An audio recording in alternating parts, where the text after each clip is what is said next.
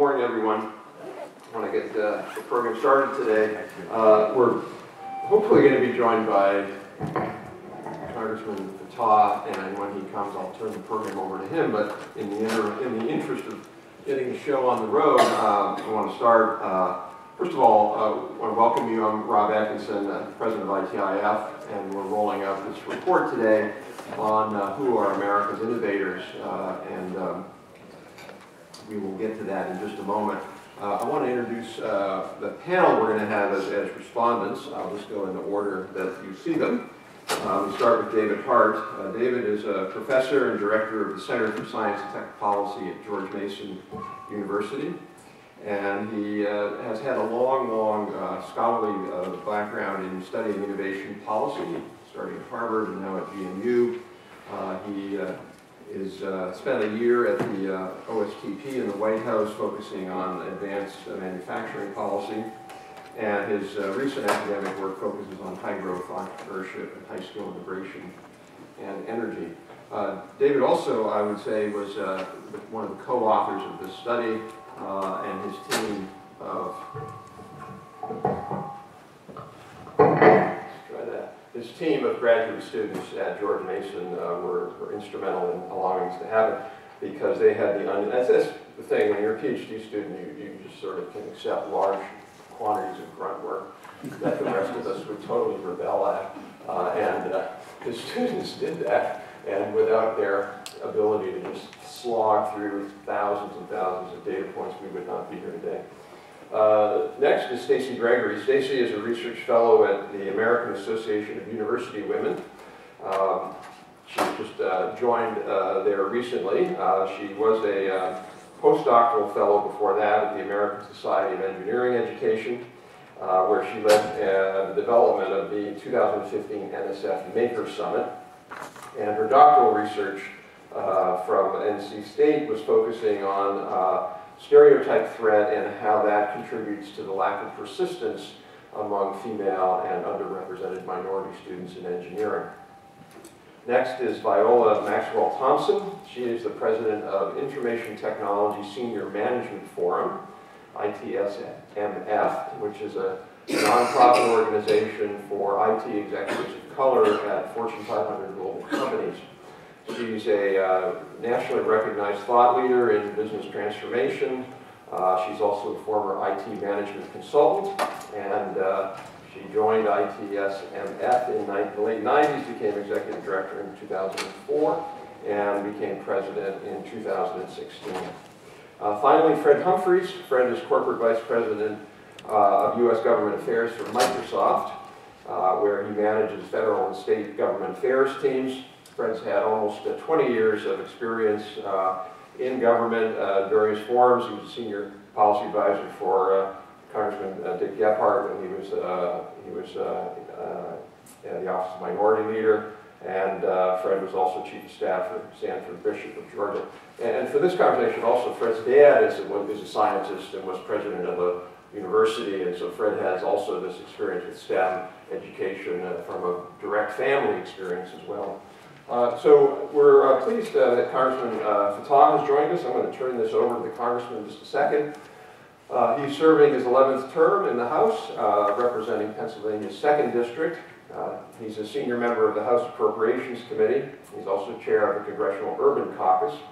And most relevant actually for today, he's the founder of the Graduate Opportunity Initiative Conference, which is a 3-day informational and scholarship conference in Philadelphia to encourage minority students interested in STEM graduate and professional schools. So exactly right along the lines of the kinds of issues that we're focusing on in this report. So with that, Congressman Fattah. Thank you. Let me welcome you all, and this is a very important report that's being released. Let me say a couple of points about the question of innovation and the innovation ecosystem. And welcome, we got a great group of panelists, and I'm going to try to be concise, but we were hosting a hearing back during the Bush administration. The president's science advisor was testifying, and I asked him a question then about the need to develop more interest in STEM education among minority students, and he told a story to the Congress that morning. And he talked about a young man who had developed and had gained a patent for a solar energized sandwich maker. And this was a young kid who had spent most of his daytime hours picking agricultural products in the hot sun in locations in which there weren't restaurants or fast food opportunities. And the science advisor explained what I think is the point, which is that everyone brings their own experiences to the question of innovation. So when my friend Dean Kamen has been engaged in particularly aggressive efforts around healthcare technology, in part it's because of his own interest in this matter. And we need to understand that if we want more innovation in our society, we're going to have more people participate. It's kind of like when the United States does well at the Olympics. We don't leave anyone out. We don't say African Americans don't, want you to play, or women, or, we want the very best people who can represent our country, and if they are capable of competing at the highest levels, we put them on the team, and America always does well in that. And so here we are now. We've crossed a major Rubicon in 2000 where most of the patents are issued to people who are not Americans and not living in America for the first time ever. We need to do more to create an ecosystem of innovation. And I've been doing some work in this regard as the lead Democrat on science appropriations in terms of investing our resources in young scientists and in graduate and STEM programs. But there's so much more that we need to do at every level. In the K-12 experience, we need more science immersion efforts. We need more computer science and actually, focusing young people. We need to get young women acclimated. I was out at the K-20 Center at University of Oklahoma where they were showing that if you can use some of these gaming technologies to get young women very engaged in some of the questions around science, technology, engineering, and math. We also need to be more welcoming to people who come from other parts of the world to study here. We need to be more welcoming to them staying here. The head of Carnegie Mellon tells this story very, very well about how when he came out of high school in India, the U.S. was the place everyone wanted to come and to study. And now the truth is that for some of the best minds in the world, yes, you can do great science here in America, but you can do it other places. The European Union has made an extraordinary commitment to science. A small country like Singapore, with less than 5 million people, have invested as much in their National Science Foundation as we have, as a country of 300 million plus. And we're the wealthiest country in the world. We have debates around here about whether we're going to keep our government open for another 5 weeks or another 5 months. And the EU makes a 7-year commitment to investments in neuroscience and marine science. So if we want to achieve, we have to do a number of things, and I'm going to close on this. One is we have to harvest our homegrown talent. And you read Dr. Walker's book, A Dream Walker, and he talks about growing up in part on a Navajo reservation, but then becoming a medical doctor and literally walking in space as an astronaut for NASA. It's an inspiring story. But when you put on call waiting, you need to know that an African-American woman at used to be a Bell Lab, developed the technology for call waiting, right? We need to spread these messages. It was fascinating because we had the Hall of Fame inductions for Innovators that the Patent Office was involved with. And I was the only member of Congress there, but I learned so much. I met a young woman from Rochester, New York, who had 50-some patents on batteries. She had developed a battery for a pacer in your heart that would work, and function in a way that it needed to.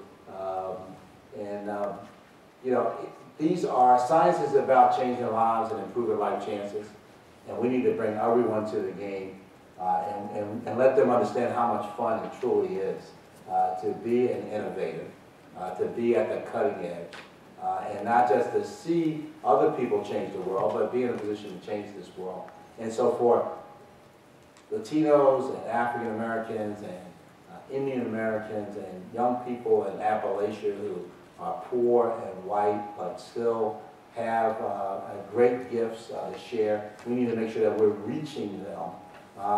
And that when we see, as I did, standing on the floor at the Jet Propulsion Lab when the Mars rover landed after 8.5 months of travel on Mars, there was a young man who was born in Philadelphia. Mom went to West Philly High and his dad went to Temple, and he was involved in developing that rover. To know that we all can participate and we all can make a difference. So thank you, and thank you for this great report. And you're going to learn a lot more from the panelists than I can share. All right?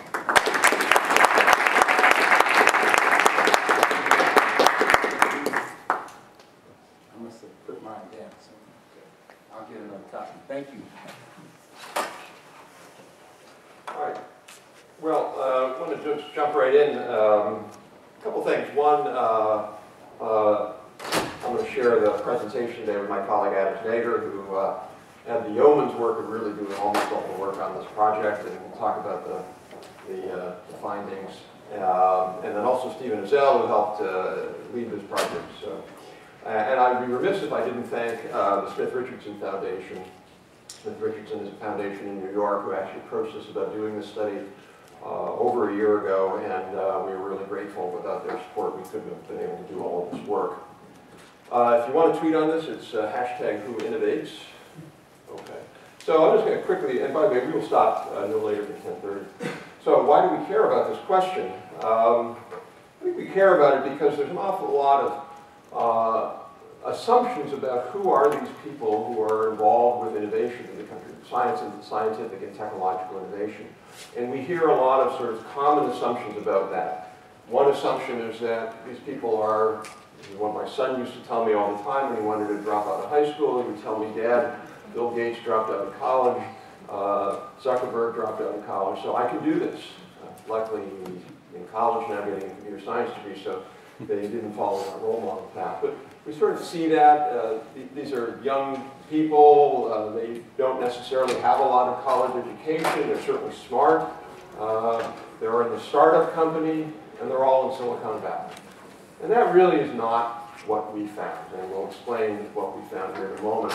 The other reason this is important is that we're in the midst of a heated political debate right now with the presidency, and the issue of foreign scientists and engineers has been heavily conflated with the whole issue of immigration overall. And one of the findings of this report is that it's really important to separate those two issues out, and you'll see why in just a moment.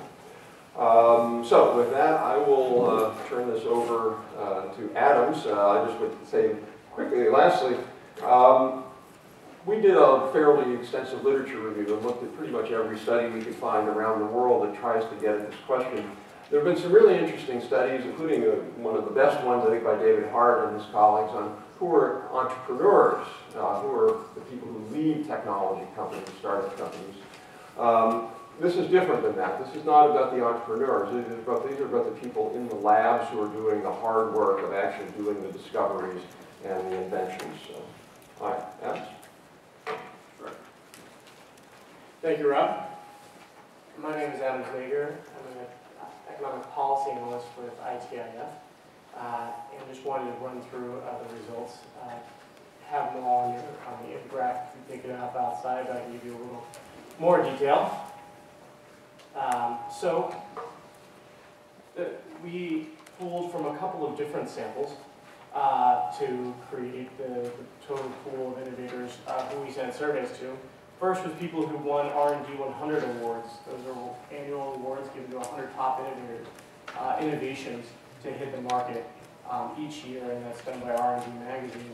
And then also people who filed triadic patents, which are patents filed internationally in the United States, Europe, and Japan jointly, which makes them a little more valuable and they're more expensive and hard to get. And we did those in a couple of key technology areas: life sciences, material sciences, information technology. And we also pulled several large technology companies who we observed having success in innovation. So get to the question of who innovates. Like Rob said, we were really surprised by just how many immigrants there were innovating in the United States.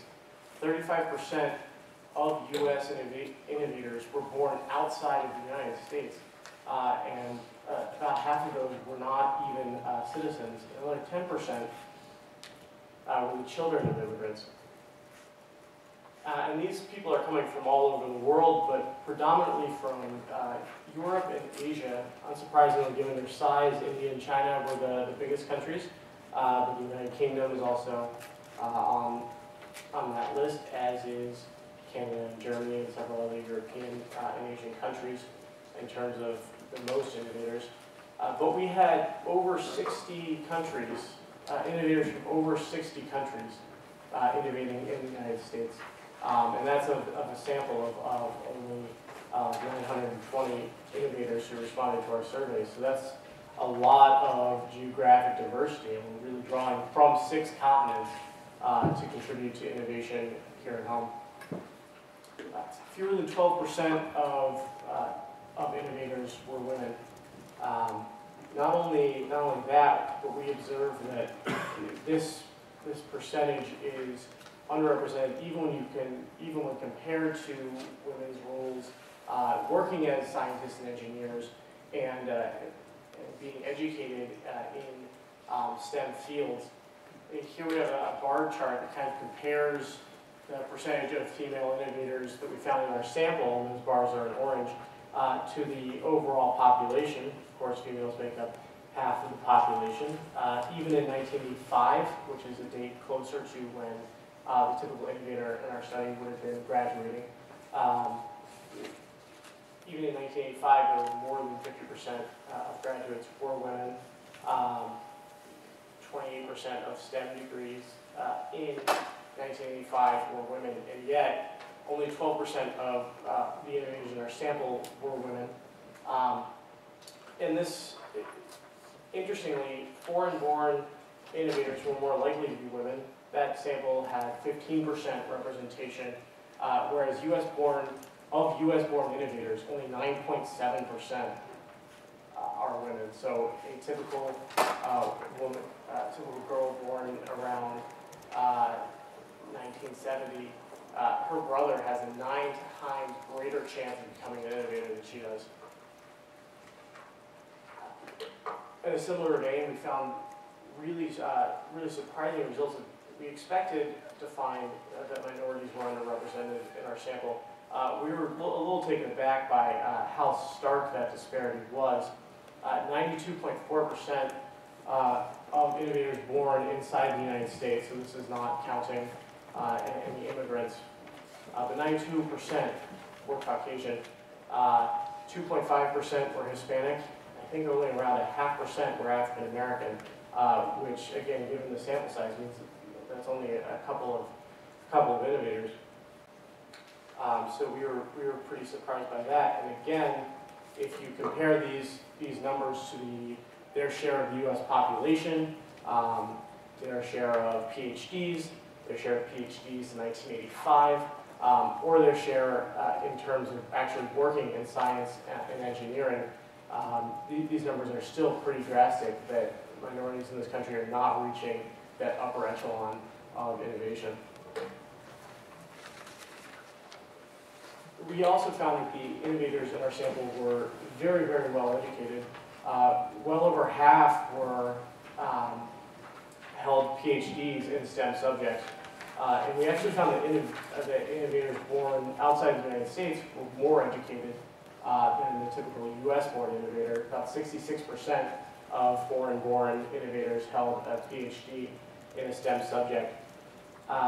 And just about almost 80% of innovators held some form of graduate degree.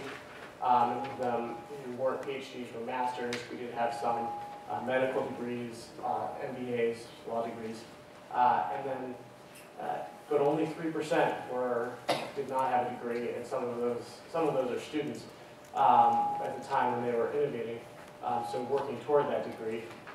But interestingly, of undergraduate majors, 90% majored in STEM, and the majority of those were actually in engineering. Another kind of interesting result was that the average innovator was in his or her late 40s,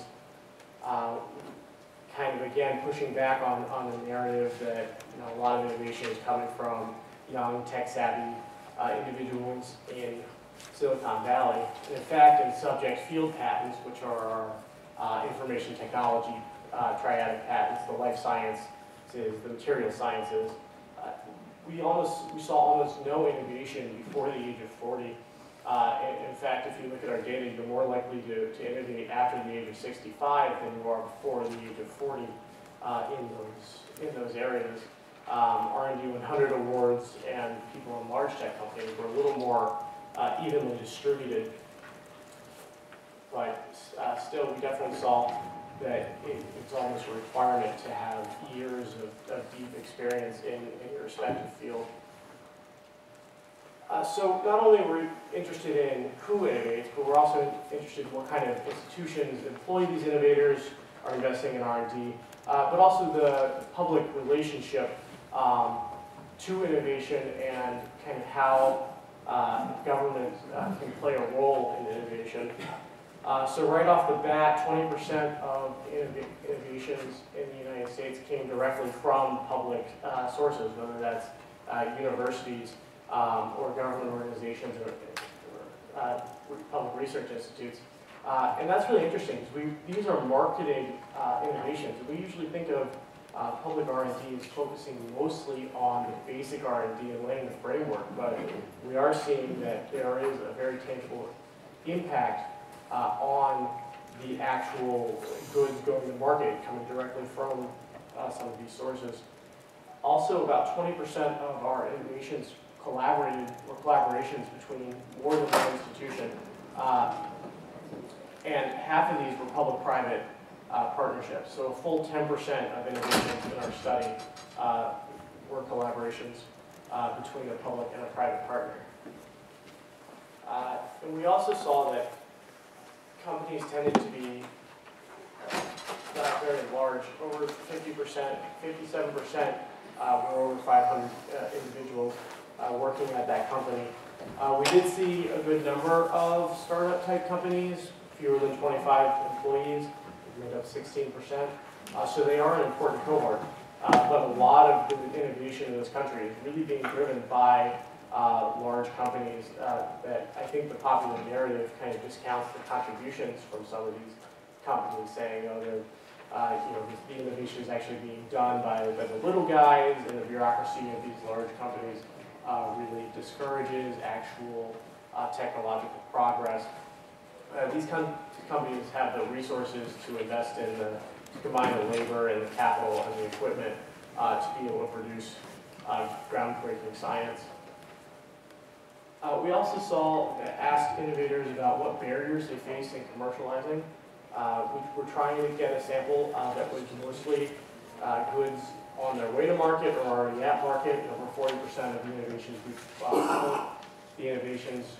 pulled from were already on the market or fully commercialized. But still, 28% chose to report that they faced barriers to commercialization. Those range from lack of funding, insufficient market demand, etc. But also, a third of people responding to this question, and we did give them more than one, the ability to list more than one, but a third listed regulatory challenges. So almost 10% of innovations in our sample face regulatory challenges on their way to market. The government can also help, and public-private partnerships are not the only way. We saw government having a very active role in innovation. A good number of our sample were receiving public grants from from government sources. 5.1% of innovation received grants from the SBIR program, and that's included the majority, or almost the majority of firms with fewer than 25 employees. So especially for these startup type firms, government plays a huge role in providing support to help navigate the valley of death of startup funding and transitioning from a bright idea to a commercializable product, and over 60% of those innovations were aided by some sort of government grant. And finally, we saw innovations all across the country. We did see a couple patterns of where they tend to locate. This is a distribution map for the triadic patent sample based on state population. California was a huge center of innovation, especially areas like Silicon Valley and San Diego were very, very large, but also the Northeast had saw a lot of triadic patents in these intense areas, but really all across the country. And then R&D 100 awards, interestingly, really tend to focus around areas where there's a lot of public R&D going on. So we saw large clusters around Oak Ridge National Laboratory in Tennessee, around Los Alamos and Sandia National Labs in New Mexico, around universities in Berkeley, California, and in Cambridge, Massachusetts. And with that, I will turn it back to Rob, who will talk a little bit about how this impacts policy. Thank you. Lots of seats for folks. All right, so this is not really a policy report. ITIF has done a lot of different policy reports on STEM and what we need to do, including a report called Refueling the U.S. Innovation Economy, which was a comprehensive look at STEM and a lot of different STEM education reform ideas. But I do think it leads to a number of sort of broad general conclusions from the findings. Number one, we have this enormous, the Congressman talked about this, all of these people from all around the world. There's a lot more of them than there are of us. We have, 350 million people, and there's 4 billion people? 7 billion. Pardon? 7 billion. There's a lot more people than I thought. I don't know where they came from, but a lot more. And a lot of them are interested in this stuff. And there was a nice study, maybe it was David's study, I can't remember, but why are they in STEM? And one of the reasons they go more into STEM is because STEM is a universal occupation. If you get a law degree in India, it's really hard to come and practice law here because it's just a different sort of socio-cultural background. If you get a math degree in India, you can go anywhere in the world. Math is math, engineering is engineering, biology is biology. And so a lot of folks around the world look at that and say, this is my path to opportunity, science, if I can get in the US or if I can get in Europe. The US is the destination of choice. And so it's really an amazing opportunity. And I think what the data show from this is 47% of the most important innovations in America are coming from people whose parents were not born here. So I think that's number one, is we need to really start to separate out the whole immigration debate, focus on the part we can get done and the really important part. Secondly, the data are so crystal clear on this that we have to do a better job of getting the, all right, Steve, you can help me with this, what is the share of white males in society of America? It's like 38%, 35%, something like that. So we're talking 65% of people who are underrepresented in STEM. And we talk a little bit about sort of how to do that, but I do think that that's a crystal clear finding here. Whether it's things like more support for math and science high schools in disadvantaged areas, disadvantaged communities, whether it's more incentive programs for colleges to think more systemically about both recruiting underrepresented folks or retaining them. I mean, one of the findings in our study a few years ago that was fascinating to us was that women who switch out of STEM, women who switch out of engineering, there's a mythology in engineering schools that there's what they call a funnel. They put a lot of people in and they only let a few people out. And the theory is the people who go through the funnel are the people who are the best. That actually is not true for women. The women who leave engineering are actually slightly better than the women who stay. I mean, it's not a big deal, but it's not like you're weeding out the weak. They're just weeding people out for the sake of weeding people out, and it ends up hurting women more than it does hurting men. So we need to, and we talked a little bit about that. Stacy's been doing a lot of interesting work on that. What are some interesting programs that you can do that would help that? And then lastly is the data. We're fairly clear on the role that the government plays in this. And there's a lot of good evidence that the PhD STEM production is very, very intimately linked to federal support for science. The more federal support for science we get, the more PhDs in science. And if any of you have ever gotten a PhD, you know why that is, because that's where your fellowship is going to come from. That's where your graduate research fellowship is going to come from. It's going to come from a federal grant that your professor is working on that lets you be able to do interesting research and support yourself. So we need to be able to beef that up. And unfortunately, in the last 4 years, we've had an unprecedented, a historical drop in federal support for science. It's never happened in America's history. And at the same time, as the Congressman said, Europe's going up, Singapore's going up, Japan's going up, Israel's going up, Canada's going up. And so we really have to be, again, separating out the broader budget question, which is important, from the narrower science and engineering funding question. So with that, I'm going to come up to the panel, and I'm just going to turn it right over to David. Great, thanks. So I'm going to be brief. I'm just going to amplify a few points I think that have already been made. The first, if you weren't here at the beginning when Rob said this was difficult research, I wanted to amplify that. So we were trying to reach a very elite group and get them to respond across a wide range of institutions. So we had the challenge of finding their contact information and then getting them to respond. And there were definitely points when I thought we might not get it done. I remember when Adams called me and said, we have 750 responses, and I thought, hallelujah, our they're small enough that we can actually report this out, and we almost got 1,000, which I think is a testimony to Adams and John's persistent from ITIF, and also my grad students, Ben, Sharon, and Alfred Sarkissian. So just tracking down the emails, current emails, and then just pounding them over and over with those horrible Survey Monkey emails was a lot of work. I'm sure there are ways to do this faster and better, and so I think this is the first word, not the last word on this topic. So we took some particular slices, as was laid out, and we used sort of brute force methods. But I think even with that, the message is very consistent with what we already know. And Rob alluded to another study that I did of high-tech entrepreneurs, which was also funded by Smith Richardson. And the finding is that the U.S. gets a lot of benefit from all over the world. I mean, what's striking, again, is, as Adams mentioned, is that 60 different countries were represented out of these 900 people. In my study of high-tech entrepreneurs, we found 55 countries represented. So there are great ideas all over the world, and to draw them in, the very best and brightest, this is not even your everyday STEM PhD, this is a more elite group, is a huge asset for the U.S., and they come and they stay. So most of the folks are on green cards, or they're naturalized citizens, or they're going to be, and again, this is very consistent with what we saw in the entrepreneurs. So, and then the other point that's worth emphasizing is that these folks are mainly experienced, and we should be careful about overemphasizing the garage, the startup, the dropout.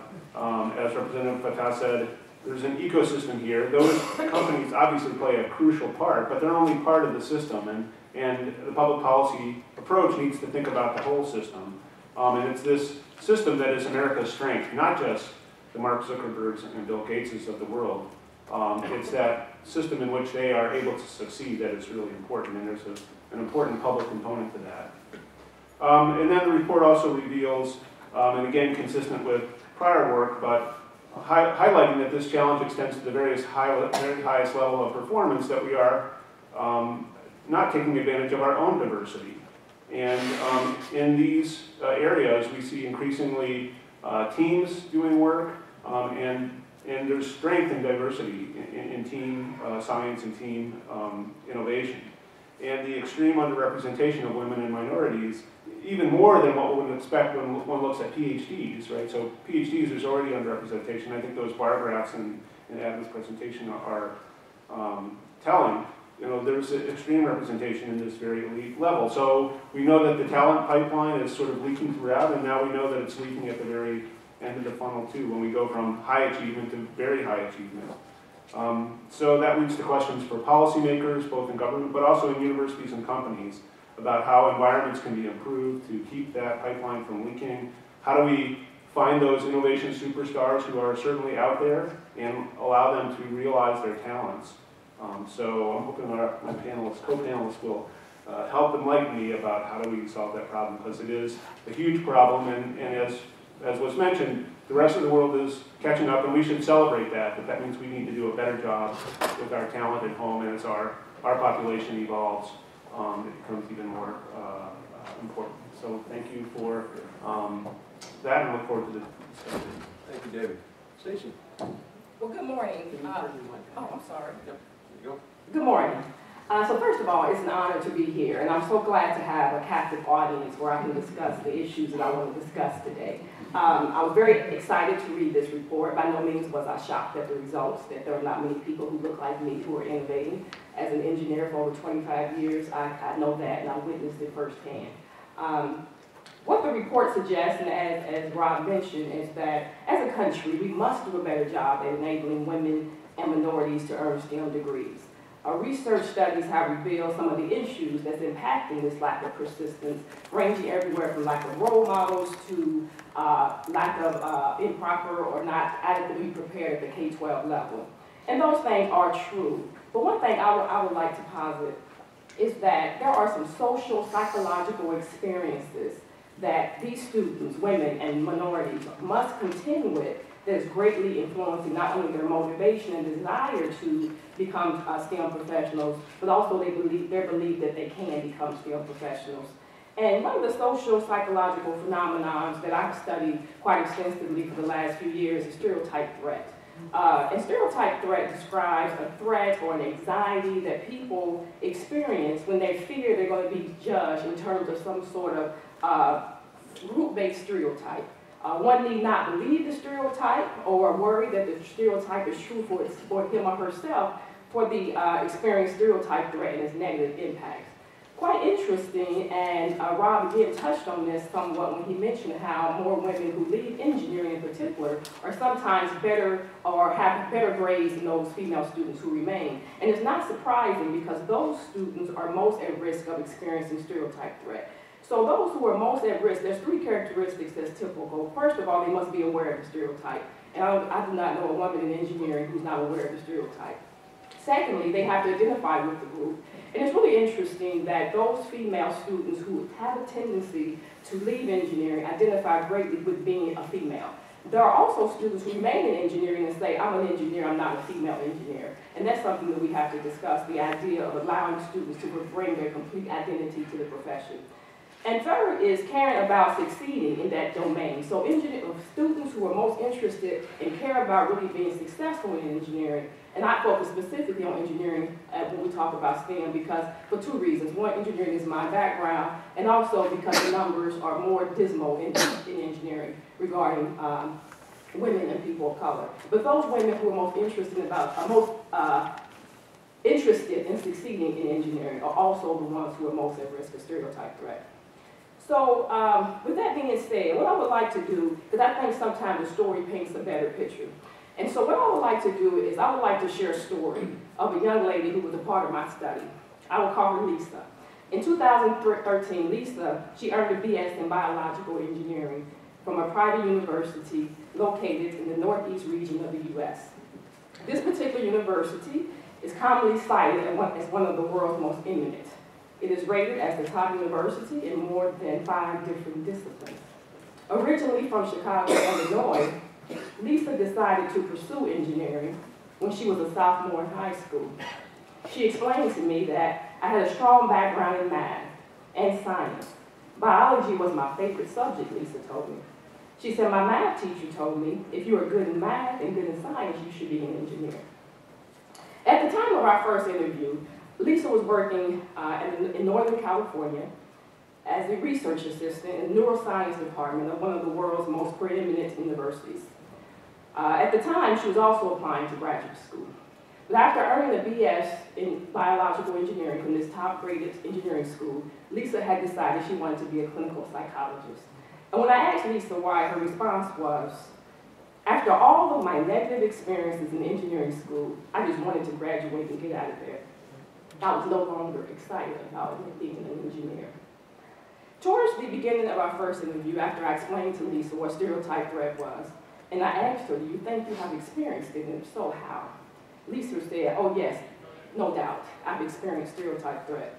She mentioned that I was already very nervous about taking exams. Then I had this added pressure of being a woman and being black. Both of these things caused people to expect me not to do very well. I think overall, being black and being a woman added another level of stress while I was trying to study. When I asked Lisa to describe the overall climate of her engineering classrooms regarding their inclusion of African American women in particular, she said, I definitely didn't feel included.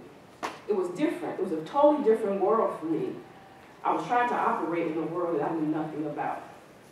Lisa discussed that not only did students question her intelligence, they often refused to work with her. She shared a story about one time a professor asked the class to select a team member to work with on an assignment. I didn't know anyone else in the class. No one chose me. I had to send out an email to the entire class and state if anyone was looking for a teammate, I was available. Other students, however, was not Lisa's only concern. Her academic advisor also perpetuated her feelings of not belonging in engineering. She revealed, my academic advisor told me that she didn't think I would survive in graduate school. She actually said, graduate school was even hard for me. I just didn't understand where she was coming from. She really didn't even know anything about me. We met once a year. Lisa was unable to identify any engineering environment on campus in which she did not experience stereotype threat. She also affirmed that she wished she knew about stereotype threat when she was pursuing her engineering degree. She explained, not knowing about stereotype threat makes things even more stressful. To have an explanation and an understanding of a phenomenon that has impacted so many people would have really helped to calm my mind. Based on the definition of a persister that I used for my study, Lisa persisted. She graduated with a degree in engineering. However, because of the many experiences that she experienced, the many negative experiences that Lisa had to encounter, she made a conscious decision to abandon her dreams of becoming an engineer. Yes, Lisa earned her engineering degree. However, the engineering profession has lost the talents and creativity of a young woman who perhaps had the solution to one of the many problems the engineers tackle on a daily basis.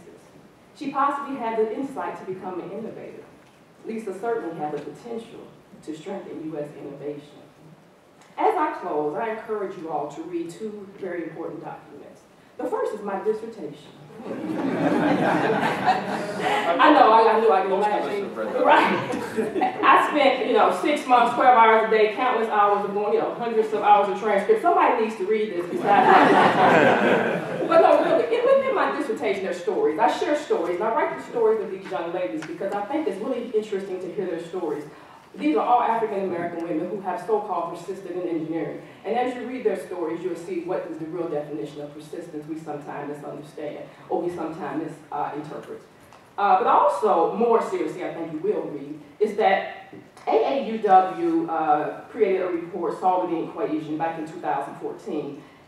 It's solving the equation, the variables for women's success in engineering and computing. And this again is a good document to have at your exposure. I have a few of them with me, but you can also download them for free at aau.org, aauw.org, and you can also have them sent to you free. All you have to do is pay for shipping and handling, and I can give you that information.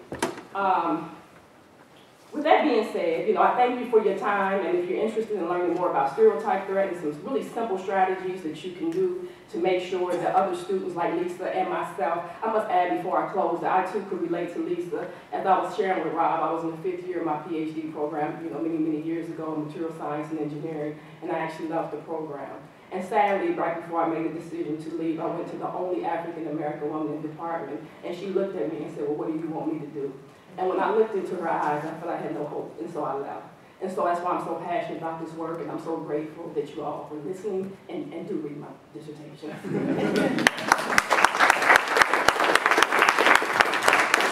Can we buy it on Amazon? Yes, you can. Okay, good. Viola. Good morning.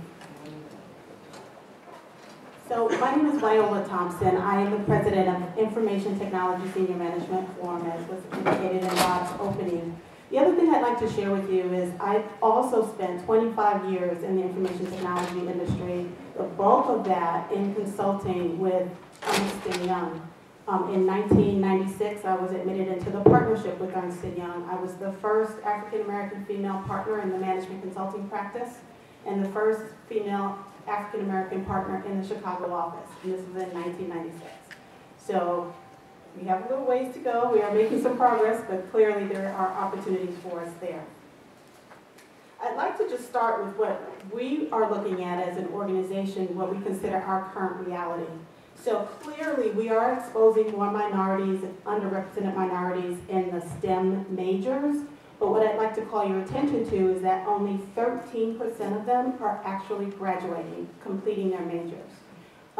So that's kind of the pipeline part of it. When you start looking at the workforce, what you'll see is that in 2011, there were 6% blacks who were in the workforce in IT, and that was up from 2% in 1970.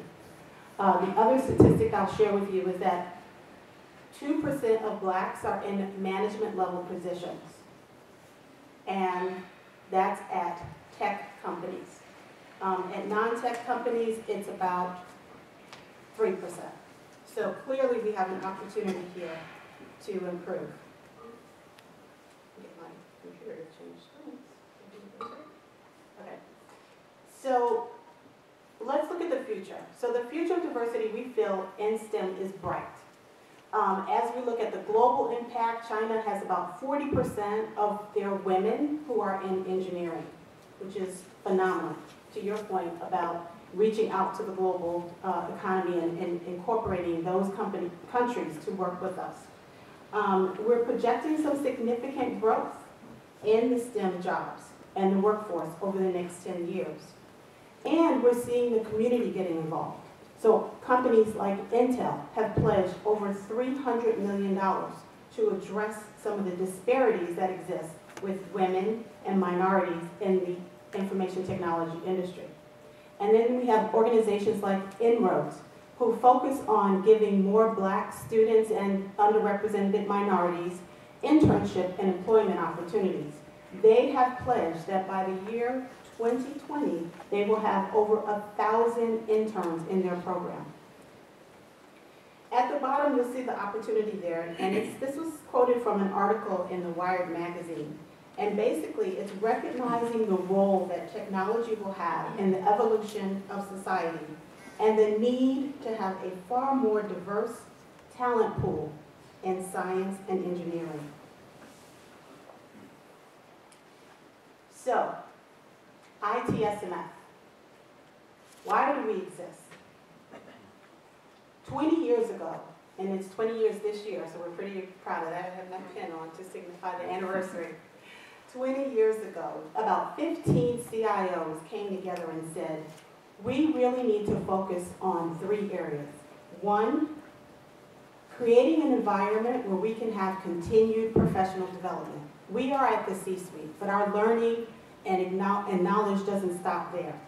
Number 2, how do we create an environment where we can continue to collaborate with each other, to support each other through challenging times on at our employers? And the third reason was around the network and the pipeline. So as they were continuing to advance within their career, they wanted to make sure that there were more people who looked like them, who were in the pipeline being prepared for senior level positions in IT. At the time, there were only 3% African Americans sitting in senior level positions in the information technology industry. That was in 1996. If you recall earlier, I said we're now at 6%.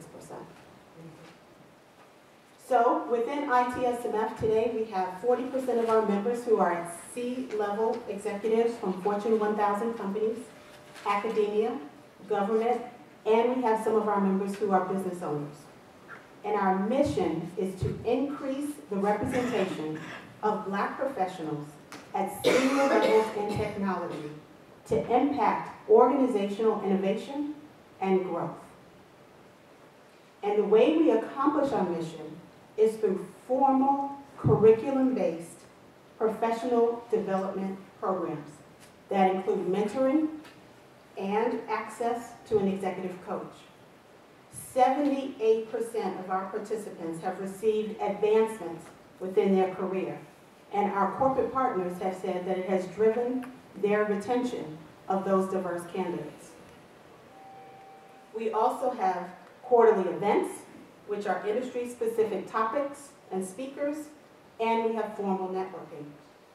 And we focus on the mind, the body, and the soul.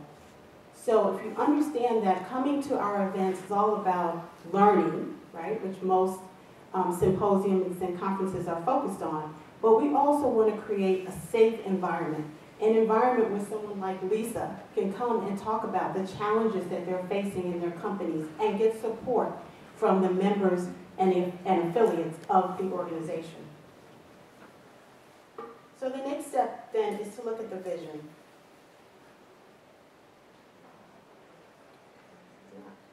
I'm not sure why. All right, so we'll go to, okay, here we go. So how will we accomplish our vision? And our vision is to graduate 500 professionals in the information technology industry by the year 2020. And we're going to do that through 3 pillars. So one of the things that we recognized and we talked about earlier was the pipeline. It's so important for us to make sure we are doing our part relative to a healthy pipeline. We want to retain those Lisas who are majoring in the STEM disciplines with a specific focus on engineering and technology. We want our members to be role models, mentors, advocates, provide them the support so that they can continue to advance and matriculate. You can't be what you can't see. And so we want them to be able to see that these CIOs from major corporations around the country can be what their future could look like. We want to also expose those students to our members as guest lecturers who can come into their schools and universities and share real applicable knowledge with them. We also want to give them opportunities. So ITSMF has strategic alliances with organizations like Inroads, the National Society of Black Engineers, Year Up, just to give you an example. And that's our pipeline. So we want to make sure we're working with those organizations to give them internship opportunities, advanced learning, and employment opportunities. The second pillar is ready candidates. So that's what we've been doing for the last 20 years, preparing the next C-suite executive. We want to continue to do that, but we want to augment that with a couple of things. One, self-awareness. It's important for the individual to understand what their capabilities are, especially women. So we looked at our makeup of our membership. It's 70% men, 30% women. When we started looking a little bit lower in the pipeline at, say, mid-level managers, it was a 50-50 split. So clearly, we're starting to lose women as they advance in their career. We want to understand that, and we've created a program in collaboration with an organization called Accenture, some of you may have heard of that, to focus on the retention of women in senior level positions in technology. And then we also want to be advocates for those ready candidates, giving them opportunities to speak at major events like Gartner conferences, and we also want to have them be viewed as thought leaders within our industry. And the last pillar is caring stewards. Those are individuals like our corporate partners, like our community, and like our scholarship program that we have, where we want to make sure that we're doing our part to help advance even high school students into senior level positions. So in closing, I just wanted to share with you, these are some of the alliances we have in our healthy pipeline. Again, these are our students. These are some of the companies that are represented in our C-level positions. And these are our caring steward companies. Thank you.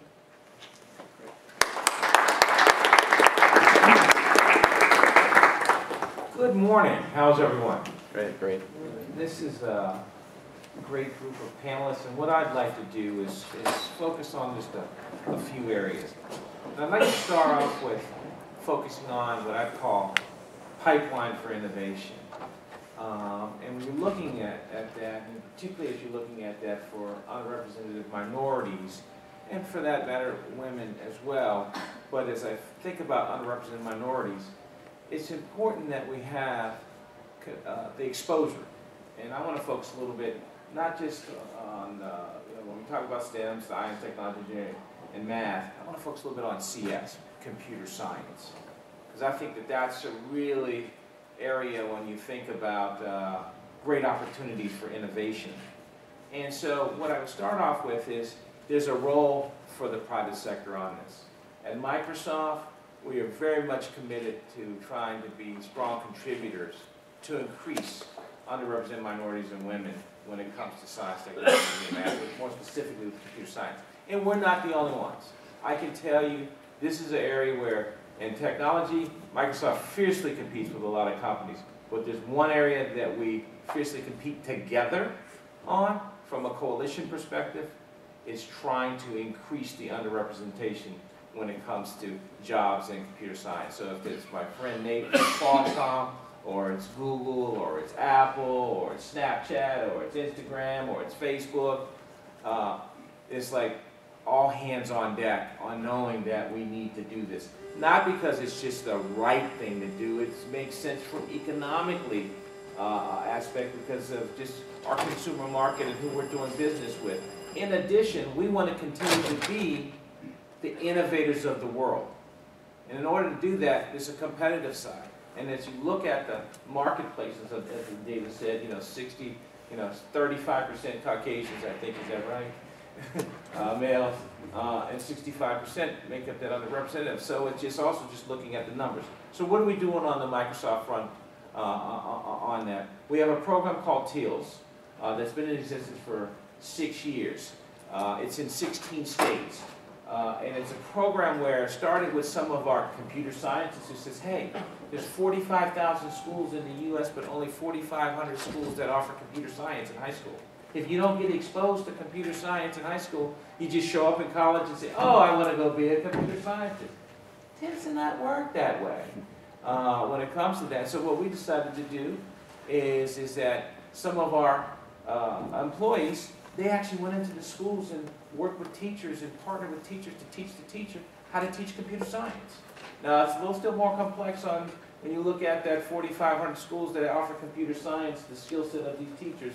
I don't have enough time to get into some of that, but it's trying to expose. We just announced this year an initiative where we're going to put an additional $75 million into that program so we can expand the program. Where's the program in these 16 states? It's in schools where typically 25% of the population is African American, 24% Hispanic, and another 13% are women. So it's just we're targeting in different schools. We actually do 6 schools here in the District of Columbia there. So it's one program that we're trying to advance and to get greater exposure. Another one, an initiative that we started 3 years ago. 3 years ago, there were 9 states that had computer science count as satisfying a core requirement to graduate in high school. This has been a coalition, again, of different technology companies that have been engaged in this. Today, we're at 30 states. We're not going to stop until we get all states. It's a baby step. Is it going to solve all the problems? No, but it's a baby step on trying to make sure computer science counts as to satisfy your core requirement. Another program that we focus on is called DigiGirls. It's a point that both Viola and Stacy were making. It makes a difference when you see people who look like you who achieve, right? So we go into schools and we have our computer scientists who are women go into schools and they spend the day with young ladies on just what it's like, what it takes to be a computer scientist, and hopefully to energize, spark that interest and say, I too can go do this and want to go do this. And then one of the things that I wanted to talk about is something that actually the president announced recently, CS for All. Big initiative. I mean, asking for $4 billion. I will just tell you, Microsoft is all in, and even though we're in the last year, we are going to do everything we can to, it's like one of our top lobbying initiatives this year of trying to get more money in the budget when it comes to this initiative. And why is some of the things that have already been touched upon. The National Science Foundation is an important organization, particularly when it comes to STEM, right?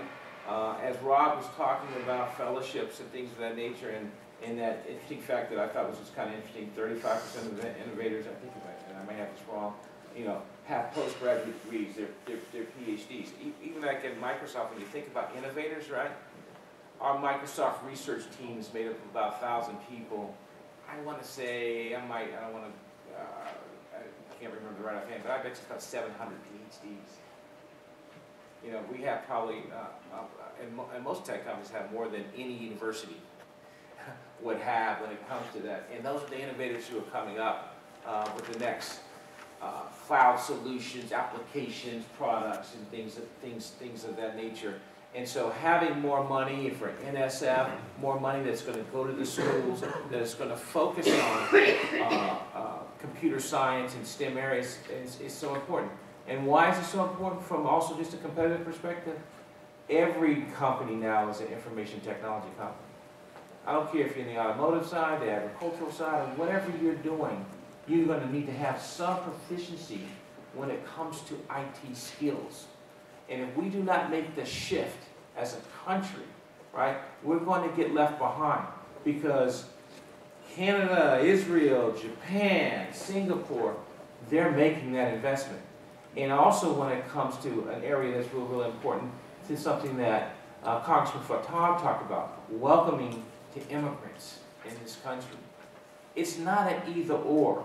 We need high-skilled immigration relief so that we can still have talent that may be coming from other countries to continue to be a part of the innovation that takes place here in the U.S. It's not an either or. You can still have high-skilled immigration relief, and at the same time, companies need to make the investment in this country, right, on making sure underrepresented minorities and women are also being, have the opportunity to learn and getting the skills to be able to go into an information technology field. And that's very, very important. And if we don't, right, and with some of the rhetoric that seems to be a little high, well, I can tell you what, a lot of companies are having growth in other places. We have a facility in Vancouver that's growing as a result of no high-skilled relief. And it's also because, I don't want to knock the engineering and math aspect, but the skills that we need is computer science. And I think that's the same for other technology companies. I know that seems kind of narrow, but that's kind of the reality of what the workforce there. And so if it doesn't happen, Israel's booming, right? Japan as well. Canada, I won't mention the other companies, but a couple of other companies are now setting up shop there because of just the complexity and the challenges when it comes to the high-skilled immigration. So it's not an either or, it's about making a commitment to both. And then I would like to just kind of wrap up with a story, like Stacy, and it's just for me. My father is from a town that all of you have heard of, Apalachicola, Florida. Town of about 2,000. It's the oyster capital of the world. His father died when he was 9. Family of 5. His brother was the oldest. Went to the service to send money back home to help with the family. My grandmother was a domestic, and my father went to Florida A&M University. And he was told, you're good in the sciences, so he got his degree in chemistry. He was in ROTC, and so he went off to the service for 2 years, and the professor told him to apply to 3 schools to get a PhD. They were the University of Pittsburgh, Harvard, and Cal Berkeley. right when he was getting ready to renew, literally right when he was getting ready to renew back in the service, because he applied and hadn't heard back, he heard from the University of Pittsburgh and had a full ride there to get his PhD, and he eventually got into Berkeley and Harvard, but went to Pitt, and he was the first African American to get his PhD in physical chemistry in 1964. And he was always about science, technology, engineering, math. At the age of 37, he became the university president of Tennessee State University, and then became a president of Florida A&M University, which is his alma mater. And for every Christmas, I got a chemistry set. Every Christmas, I tried to blow up the house, and then I went to law school. But what he would talk to me about is innovation, and the power of science, and the power of science and technology, and the power of what you can do if you are a scientist. He started a program at Florida A&M called Life Gets Better. It was focused on STEM. And what he would go do is go around, because he would hear from these companies, well, I can't find this qualified African American, I don't have the right skills, blah, blah, blah. He says, I tell you what, Honeywell, you give me some money, I'll go get them. And I used to travel with him. I'll never forget this. I used to call him, I'm showing my age, like Monty Hall. He'd go in there and says, yes, you're a National Merit Scholar, you know, a finalist, or a National Achievement Scholar, which is for like minorities if you score a certain point. You know, you have a full ride to Florida A&M. And he would make sure the parents were there, right? And the students would listen to him, and the parents would be like, full ride? Yes, and I have a summer internship for you as well. And then he would do something that's very important, and we were talking about this before this program.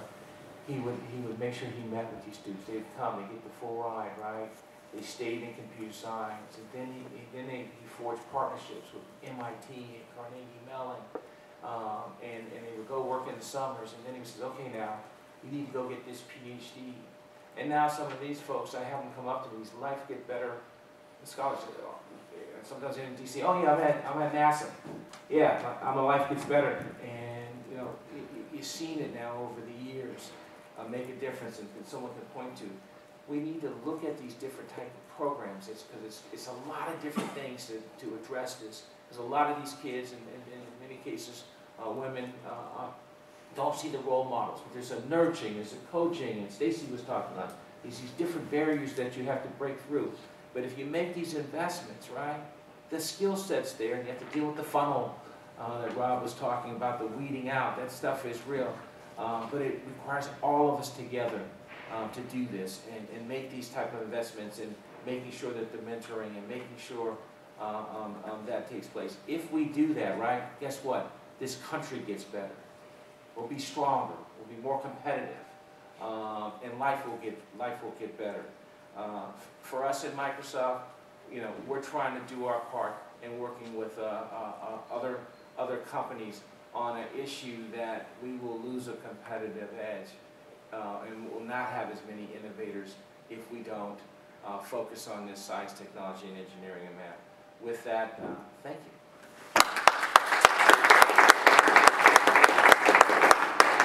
Well, thank you to everybody. We have about a little over 15 minutes, so if you have a question or comment, you just want to raise your hand, identify yourself. We'll go in the back first. Yes, sir. Thank you all very much. My name is Luke Lorenz. I work with the Alliance for American Manufacturing. My question has more to do with the material sciences component of the innovation triad. In my hometown of Philadelphia, I'm just going to put the house down. Benjamin Franklin High School has implemented an advanced manufacturing program. Now, this is a school that is very diverse, and it is preparing young people for jobs that will have strong salaries, middle-class jobs. But not just that, it's directing them onto a path where they can be innovative, where they can perhaps come up with new processes for manufacturing or new consumer products. I'm curious, what are your thoughts on the need for more programs like these at the high school level and the community college level? And I'm also curious about at the university level, do we need more coursework or more emphasis directed at overcoming that valley of death between innovation and consumer products? Can I, Rob? I happen to be on the board of the National Association of Manufacturers with 249 other people. on that board. And I've just been on for a couple of years, and just a quick little story. I always go to the small, mid-sized manufacturing roundtable, which is what they do on the first day. And everybody goes around the room with CEOs of small and mid-sized companies to talk about what their needs are. Every single person was talking about the jobs that they have open, and these jobs are like at $80,000 to $150,000. But because the technological advancements, people don't have the skills there, because it's, again, a skilling issue.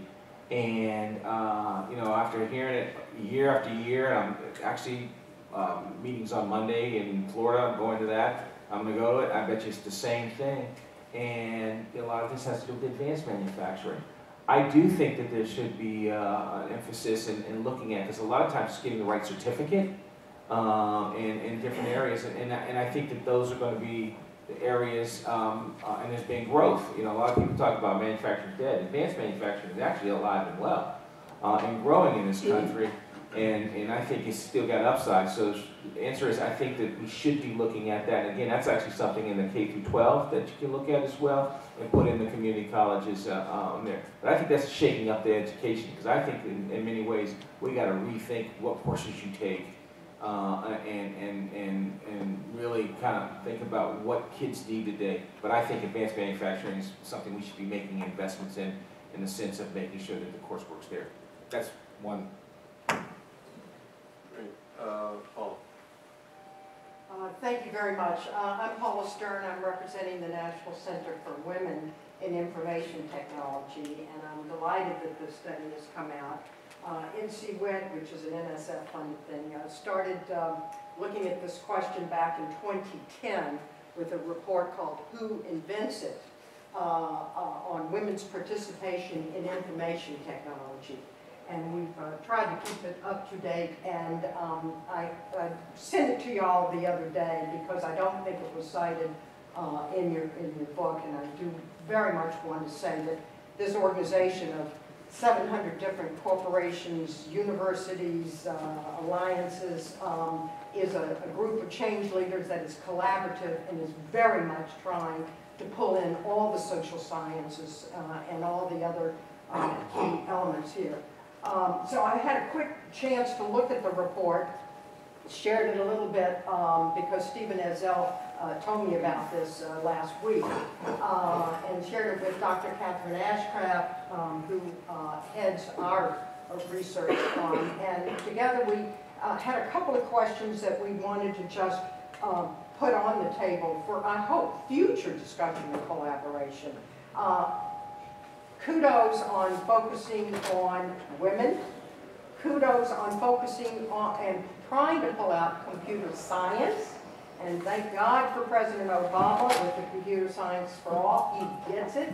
I think you talked about STEM and kind of try to pull out this numbers on STEM. And I think if you decompose the STEM, focus on computing science and women, you will see where that innovation gap is. There are plenty of women in biology, for example, and plenty PhDs.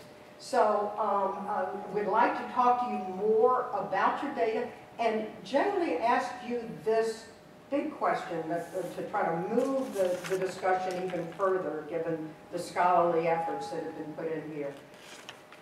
The data on technology workers is agglomerated so that you can't tell where those workers are creating or innovating or inventing versus just using or managing.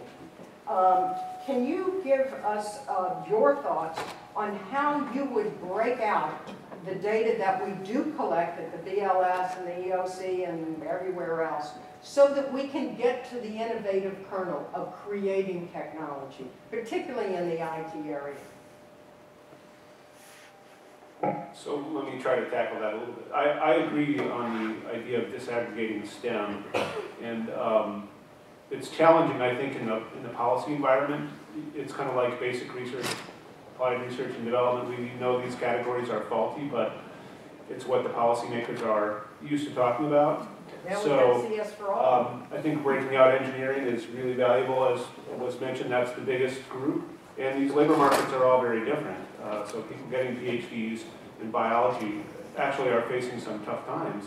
So it depends on what part of STEM you're in. So I think that's a valuable contribution, and it's something we need to work toward. I think there is progress using this is the ONET, which is a skills-based analysis of occupations. And there's more, there's richer data coming out of the academic community along those lines. But it's tough because there's some value in having statistical series that are consistent over time. And so dealing with the dynamic environment while still wanting to know how things are changing, that's really, really tough. So no, I'm not a labor economist, so I'm not really the right person to answer the question, but I do think it's possible. And we also have now real-time labor market data from all the job boards that we can look at what kind of skills are in demand. And just to allude back to the earlier question, I think one of the biggest things that we need to do in terms of the ecosystem is connect up the companies that have the demand with the educational institutions. And education is still kind of a medieval profession, so as one who's in it, I know. So building that linkage is really important, and we're going to need some new mechanisms for that. Right over here, hand up, can't see you. Yes. David Malakoff, Science Magazine. I was curious what you guys had any thoughts. NIH earlier this year announced a big round of diversity building grants, building a mentoring network. A couple days ago, NSF announced that they're going to launch their Includes program with up to $300,000 grants for planning, with $12.5 million over 5 years in the offering next year. Do you see, are the feds on the right track in addressing these issues? Do you see innovation in that space? Are taxpayers investing their dollars in programs that actually work?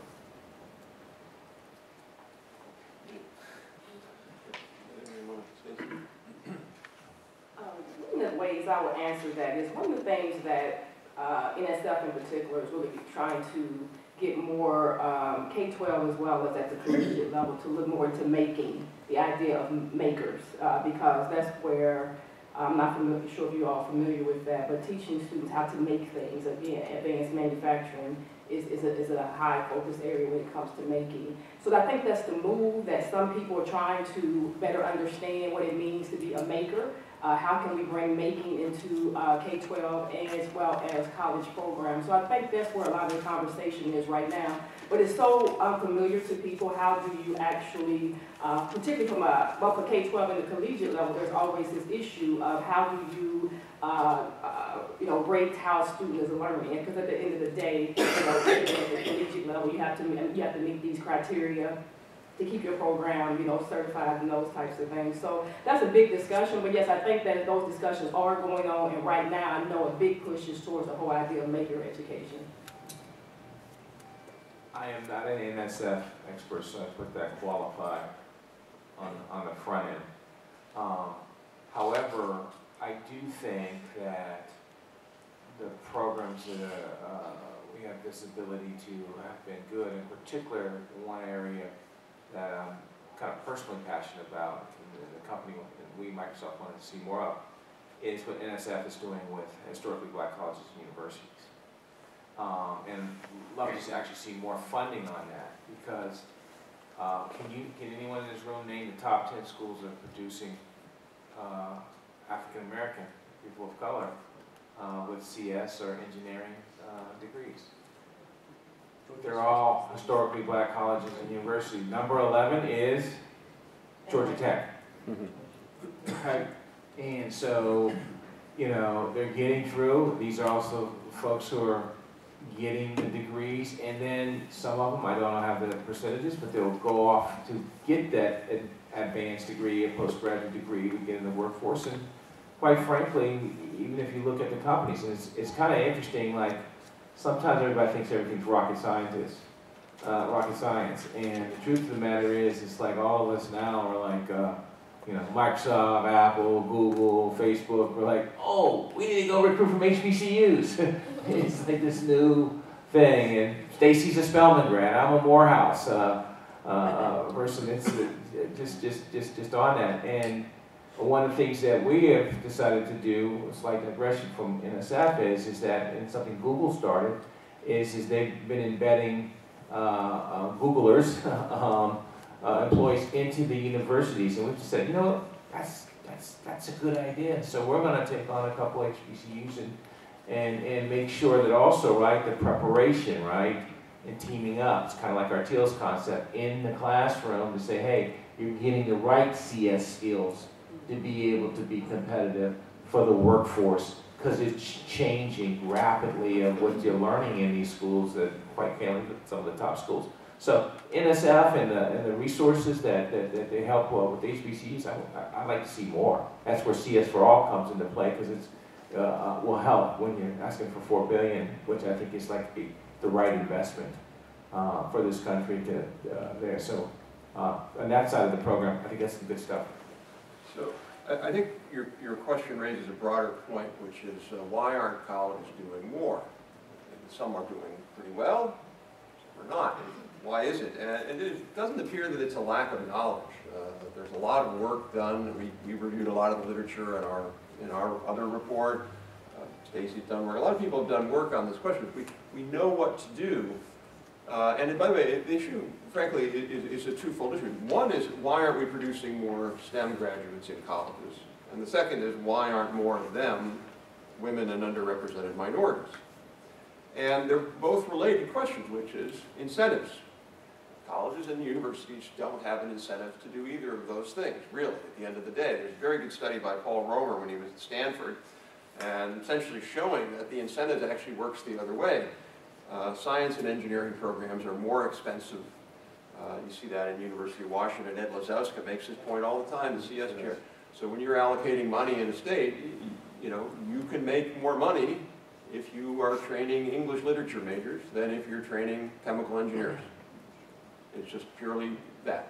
Secondly, so I think the NSF programs and the NIH programs are good. They're essentially carrot programs, but I think we should be thinking maybe a little bit about some stick programs, at least sort of providing some sort of negative and positive incentives, because we know what to do. There are lots of places that have done a very, very good job.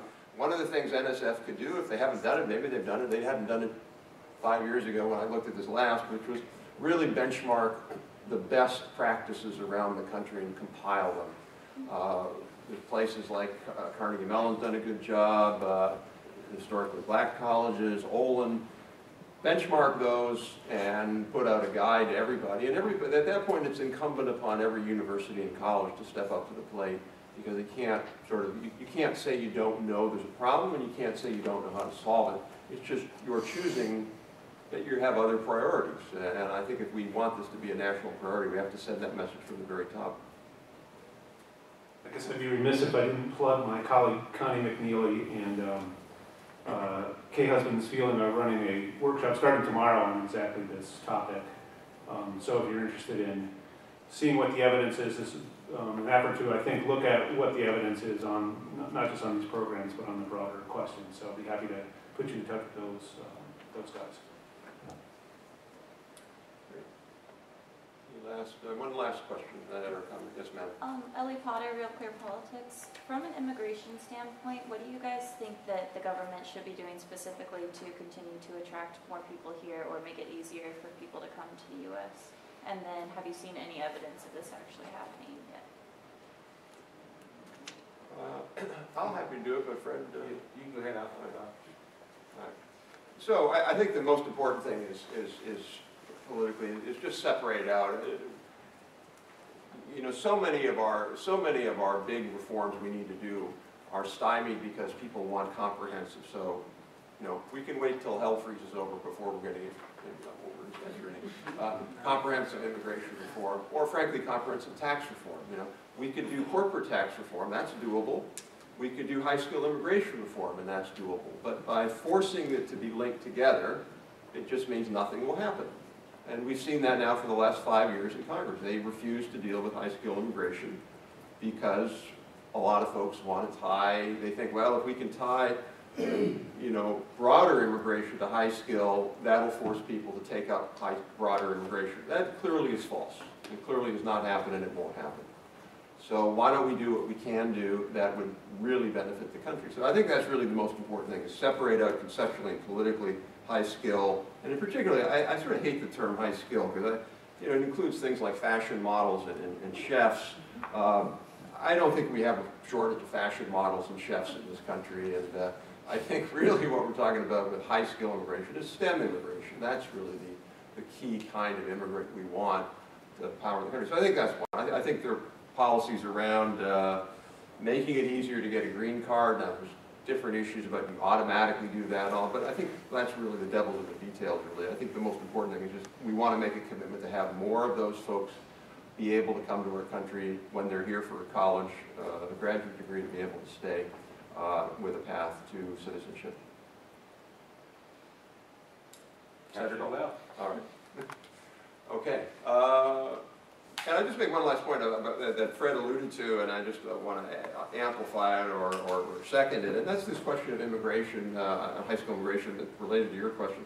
You hear this all the time that this is a zero-sum game, that essentially it's going to be an American that's in these jobs or it's going to be a foreigner. If the foreigner's in the job, we've taken away a position for an American, a native-born American. And that just simply doesn't appear to be what's going on. There's a bunch of studies that show that there's this complementarity going on. One of the things our study showed was that, you know, with being involved in the most important innovations in the country, what high skill immigration, what I shouldn't say that, what STEM immigration shows is that we're producing more innovation.